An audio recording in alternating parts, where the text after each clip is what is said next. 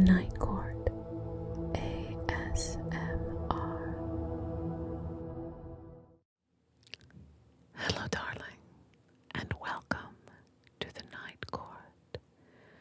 As always, it's your choice, and you have chosen a midnight fantasy. This is a special one for mature listeners. I am going to do several selections from classic works, but the steamy scenes. We're going to start with a scene from Dracula, which I think, in terms of what's been done cinematically, many people think of as being pretty steamy, but if you actually read the original public domain now, Bram Stoker's Dracula, there are some surprisingly lurid moments that, while not necessarily being conventional, I find really luscious. So I'm going to read a selection first from Chapter 3. I mean, if you know, you know what you're getting into, but we'll have a little bit of lead time. And again, this is, been out for a long time, so perhaps if you haven't actually read the book, you'll be surprised. This is from Jonathan Harker's perspective, and he's writing in his journal about a dream that he had.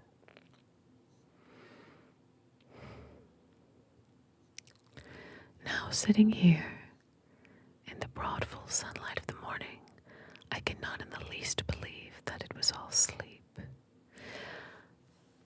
I was alone. The room was the same as when I went to sleep, unchanged in any way since I'd come into it. I could see along the floor in the brilliant moonlight my own footsteps marked where I disturbed the accumulation of dust. In the moonlight opposite me were 3 young women, ladies by their dress and manner. I thought at the time that I must be dreaming when I saw this. They threw no shadow on the floor. They came close to me and looked at me for some time, and then whispered together. 2 were dark and had high aquiline noses, like the Count, and great dark piercing eyes that seemed to be almost red when contrasted with the pale yellow moon. The other was fair as can be, with great masses of golden hair and eyes like pale sapphires. I seemed somehow to know her face, and to know it in connection with some dreamy fear, but I could not recollect at the moment how or where. All 3 had brilliant white teeth that shone like pearls against the ruby of their voluptuous lips. There was something about them that made me uneasy, some longing, at the same time some deadly fear. I felt in my heart a wicked, burning desire that they would kiss me with those red lips. It is not good to note this down, lest some day it should meet Mina's eyes and cause her pain, but it is the truth. They whispered together, and then they all 3 laughed, such a silvery musical laugh, but as hard as though the sound never could have come through the softness of human lips. It was like the intolerable tingling sweetness of water glasses when played on by a cunning hand. The fair girl shook her head coquettishly, and the other 2 urged her on. One said, "Go on, You are the first. We shall follow. Yours is the right to begin. The other added, he is young and strong. There are kisses for us all. I lay quiet, looking out from under my eyelashes in an agony of delightful anticipation. The fair girl advanced and bent over me until I could feel the movement of her breath upon me. Sweet it was in one sense, honey sweet, and sent the same tinkling through the nerves as her voice, but with a bitter underlying the sweet, a bitter offensiveness, as one smells in blood. I was afraid to raise my eyelids, but looked out and saw, perfectly under the lashes, the girl went on her knees and bent over me, simply gloating. There was a deliberate voluptuousness which was both thrilling and repulsive, and as she arched her neck, she actually licked her lips like an animal, till I could see in the moonlight the moisture shining on the scarlet lips and on the red tongue as it lapped the white, sharp teeth. Lower and lower went her head as the lips went below the range of my mouth and chin, and seemed to fasten on my throat. Then she paused, and I could hear the churning sound of her tongue as it licked her teeth and lips, and I could feel the hot breath on my neck. Then the skin of my throat began to tingle as one's flesh does when the hand that is to tickle it approaches nearer, nearer, nearer. I could feel the soft, shivering touch of the lips on the supersensitive skin of my throat, and the hard dents of two sharp teeth just touching and pausing there. I closed my eyes in languorous ecstasy and waited, waited, waited with beating heart.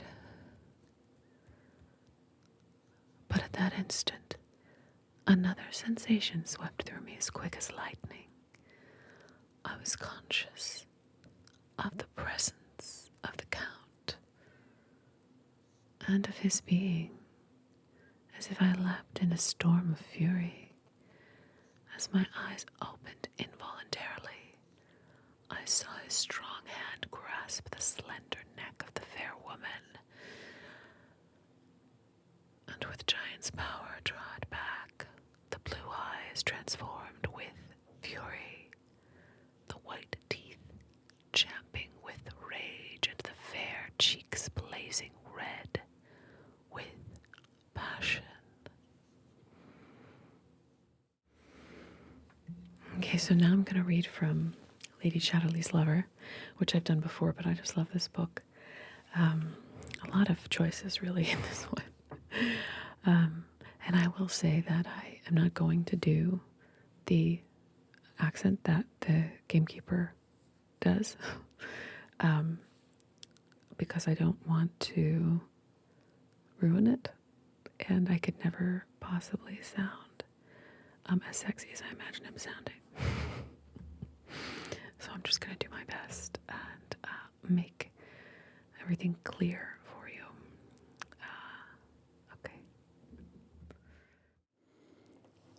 fancy that we're here, she said, looking down at him. He was lying watching her, stroking her breasts with his fingers under the thin nightdress. When he was warm and smoothed out, he looked young and handsome. His eyes could look so warm, and she was fresh and young like a flower. I want to take this off, he said, gathering the thin Batiste nightdress and pulling it over her head. She sat there, with bare shoulders and longish breasts, faintly golden. He loved to make her breasts swing softly like bells. You must take off your pyjamas too. I nay. Yes, yes, she commanded. And he took off his old cotton pyjama jacket and pushed down the trousers.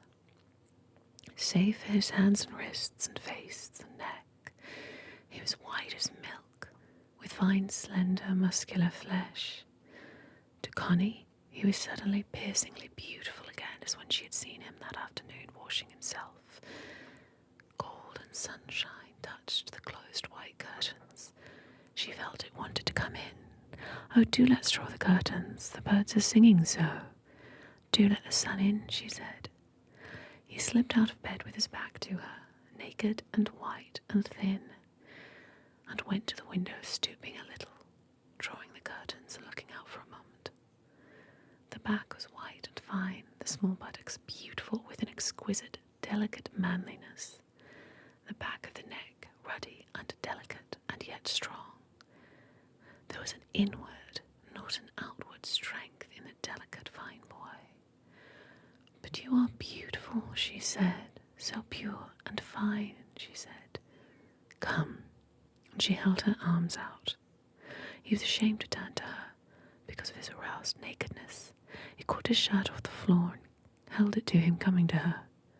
No, she said, still holding out her beautiful slim arms from her dropping breasts. Let me see you. He dropped the shirt and stood still, looking towards her. The sun through the low window sent in a beam that lit up his thighs and slim belly. And she was startled and afraid. How strange, she said slowly. How strange he stands there, so big and so dark and so cocksure. Is he like that? The man looked down the front of his slender white body and laughed. Between the slim breasts, the hair was dark, almost black, but at the root of the belly, where the phallus rose thick and arching, it was gold red, vivid in a little cloud. So proud, she muttered, uneasy, and so lordly. Now I know why men are so overbearing, but he's lovely really, like another being, a bit terrifying, but lovely really. And he comes to me. She caught her lower lip between her teeth in fear and excitement. Well, I had to take a break from that, but I'm back in this video as we carry on with our Steamy classics. So, this next book is called, and I wonder if any of you have heard of it, is called Carmilla. Carmilla, Carmilla. And it has a beautiful, beautiful cover.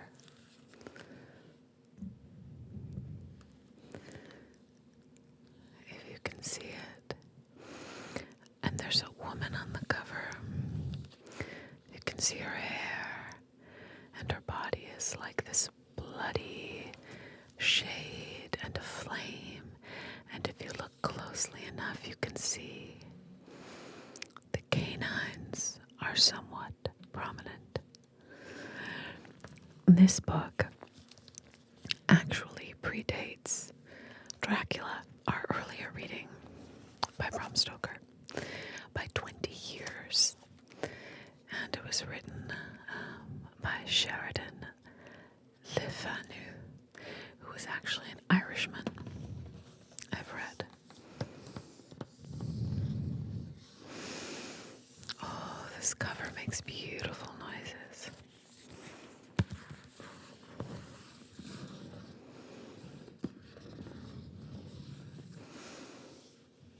has different textures to it. Let's just appreciate the book for a moment.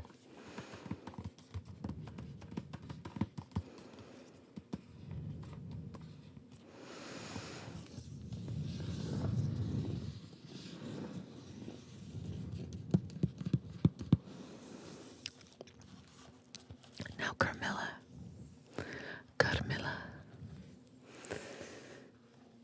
takes place in Austria, and the characters, though it's written in English, speak a combination, we are told within the book, of German and French and English. Carmilla is supposedly the titular character who, as you might suspect, could possibly be a vampire herself. We learn is descended from the Karnstein family. Now, I would encourage you to read this book if you're at all interested in vampire lore. But I will say, though I'm including it in my Steamy Classics video, it is very subtle in its innuendo. But I think it's interesting to include because it is, by and by, a sapphic tale. The vampire, in this case, Carmilla's victim, as it were, is another woman. And that's quite different from Dracula. So, really, a lot of people think this is the book that inspired Bram Stoker's Dracula. And indeed, the myths and the lore that sort of the legend of the vampire sprung from. Not that I claim to be a historian, but this was written in the 1800s. About 100 years prior, you started to find discussion of the vampire myth in certain parts of Europe. And most people agree that it came from the idea about the plagues that were happening, the way that people were ill is basically, and if you've ever seen Nosferatu, like the original, this is conveyed really well, but the symptoms were similar, the weakening, the fatigue, and so on. So there is a lot in this book to do with the original ideas that vampires sprang from. And I mention all that because quite an old book, The Legend of the Vampire, began around the 1700s. So we're reading this at a time when it was quite close to the sort of origin of this mythic creature.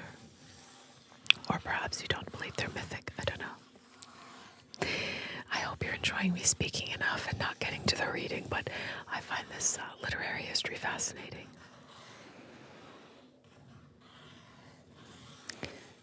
I really enjoyed the book, but I will indulge you in some passages now.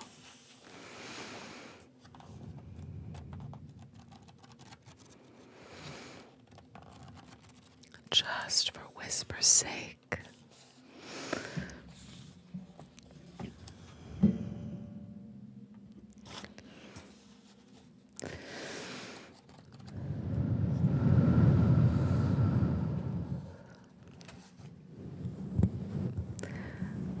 I'll brush your hair as Carmilla does her new friend, occasionally.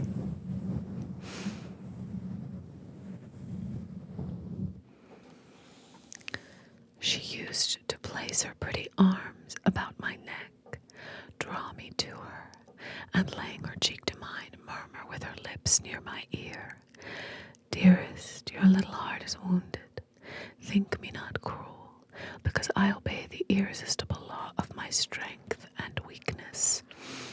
If your dear heart is wounded, my wild heart bleeds within yours. In the rapture of my enormous humiliation, I live in your warm life, and you shall die sweetly, die into mine. I cannot help it, as I draw near to you, in your turn, will draw near to others, and learn the rapture of that cruelty which which yet is love.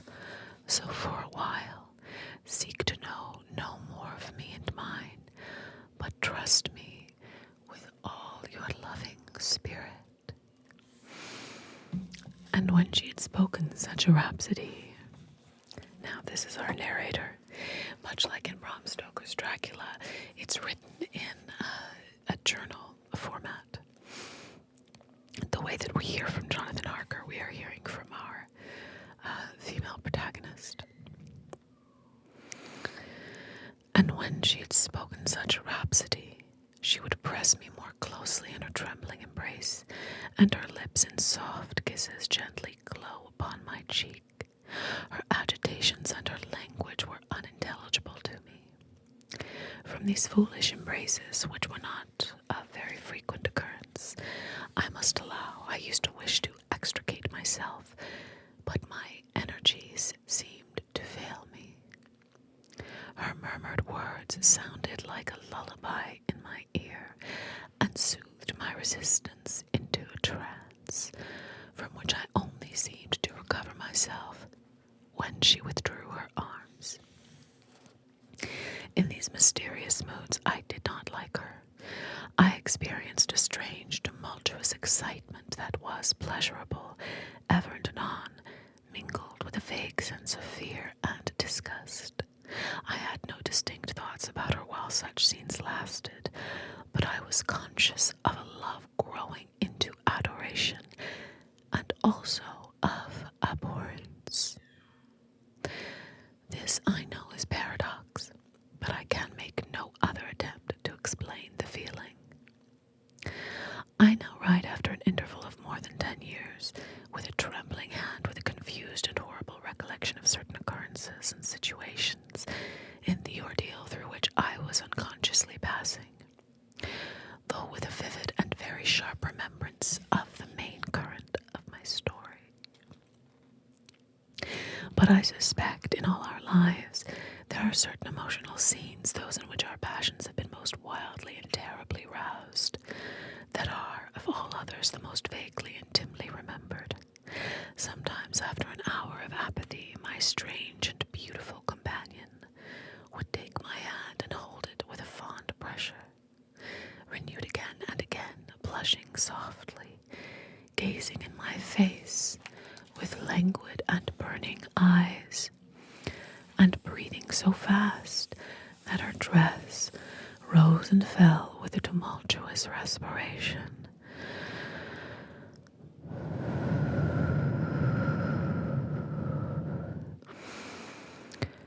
It was like the ardor of a lover, and it embarrassed me. It was hateful and yet overpowering, and with gloating eyes she drew me to her, and her hot lips traveled along my cheek in kisses, and she would whisper almost in sobs,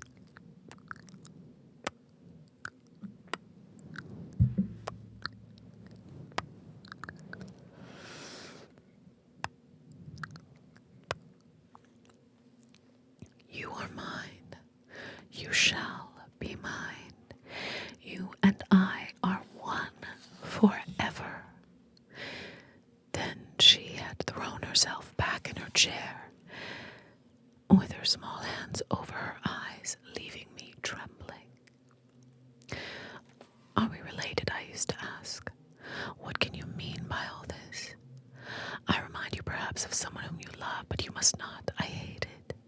I don't know you. I don't know myself when you look so and talk so." She used to sigh at my vehemence, then turn away and drop my hand. Respecting these very extraordinary manifestations, I strove in vain to form any satisfactory theory. I could not refer them to affectation or trick.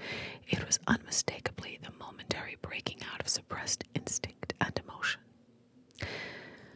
Was she, notwithstanding her mother's volunteered denial, subject to brief visitations of insanity? Or was there here a disguise and a romance? I had read in old storybooks of such things. This is Amanda here, interjecting. So, our narrator has lived a very solitary life. She's 19, and she's not had many friends, yet she feels a pull toward Carmilla. And so there are a lot of things that she describes that really convey her naivety, and this is one of them. So just for more context. What if a boyish lover had found his way into the house and sought to prosecute his suit in masquerade with the assistance of a clever old adventuress? But there were many things against this hypothesis, highly interesting as it was to my vanity. You see, I just can't resist the urge to interject and explain, can I? Without risk of, well, I suppose we're at risk of giving away the whole game anyway with this book, but that doesn't matter because a vampire tale, it's not all about the mystery of finding out that you're dealing with a vampire, is it? It's about feeling the mystery build, despite the fact that, after all these years of these types of tales, we now know where the story's going, right? So the book invokes a sense of mystery and sort of sultriness that we can enjoy without having the events spoiled for us just simply by someone telling you too much, but I digress. See, the mother of Carmilla has told everyone with whom Carmilla is staying for several months, including our young girl who's narrating, that they can know nothing of her past. So there's this whole secret, and of course our narrator, being as naive as she is curious, but it might seem odd to us, sort of, present day and outside of the story, that someone would live with us and not really divulge anything of their identity, but within the story context it makes sense. So our narrator is wondering if indeed Carmilla is a boyish lover somehow disguised as this beautiful girl, and the mother who dropped her off there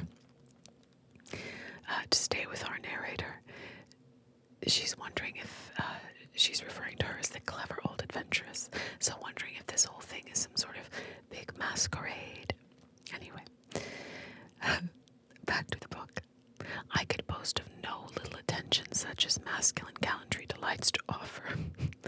Between these passionate moments, there were long intervals of commonplace, of gaiety, of brooding melancholy, during which, except that I detected her eyes so full of melancholy fire, followed me at times, I might have been as nothing to her, except in these brief periods of mysterious excitement. Her ways were girlish, and there was always a languor about her quite incompatible with a masculine system in a state of health. Carmilla, it has been divulged, is ill in a way that is never fully described, but essentially just means she's indolent as a result of whatever illness with which she suffers. She's often quite tired. It seems to be the primary symptom.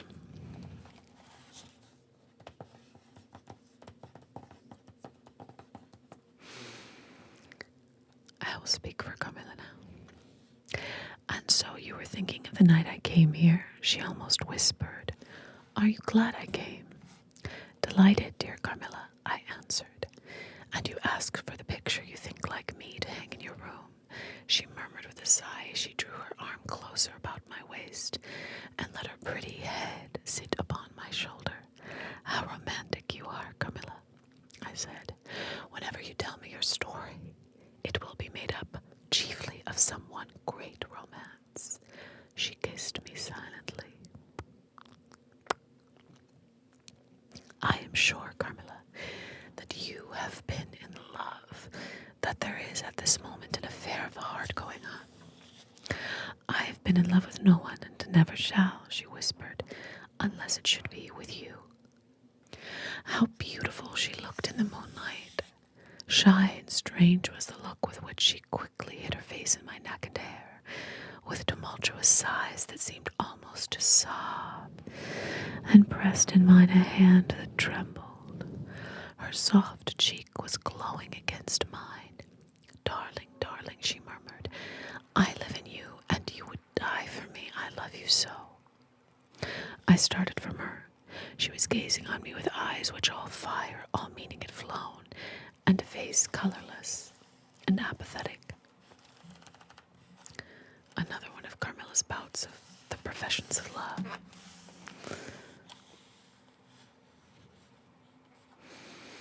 So, I'll go a little on in the book, and this is near the conclusion.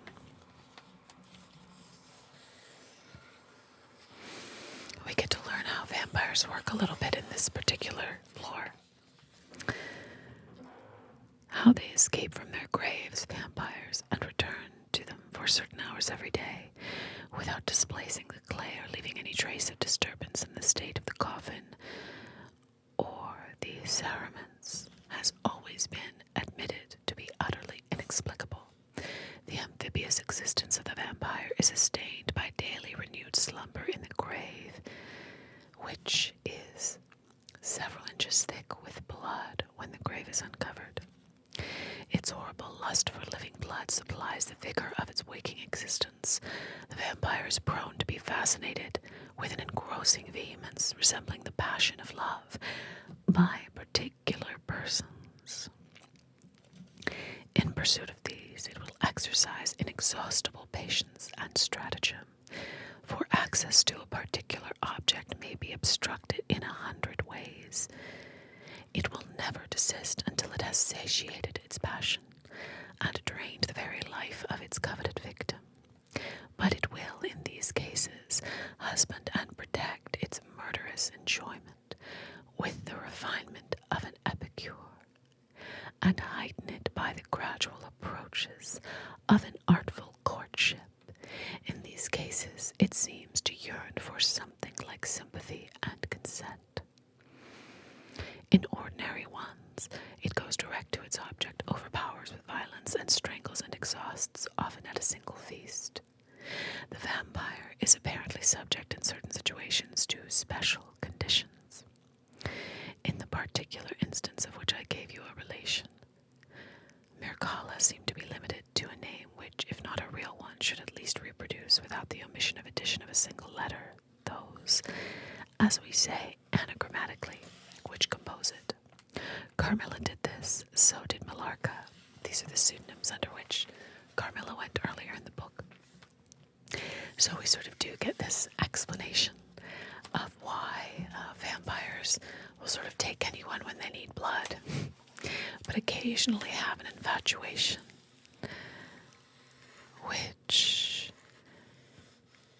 protracts its murderous enjoyment with the refinement of an epicure. I love that phrasing. So, I do thoroughly recommend this book. And it's unique in the fact that in this era, you didn't get many stories that were the least bit sexy on the topic of lesbianism, really. I mean, there are some, but this is not as typical. Especially not in the genre at the time.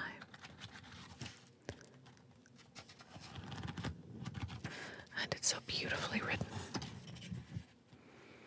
I just think the language itself is really enjoyable to the ear.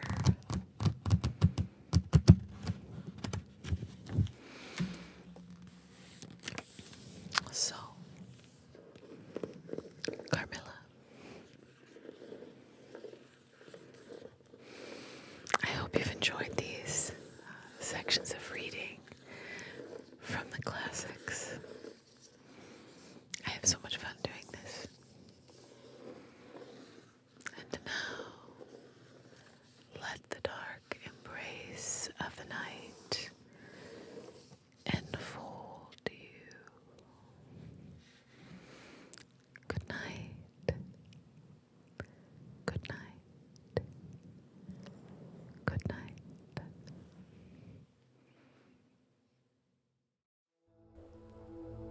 The Night Court.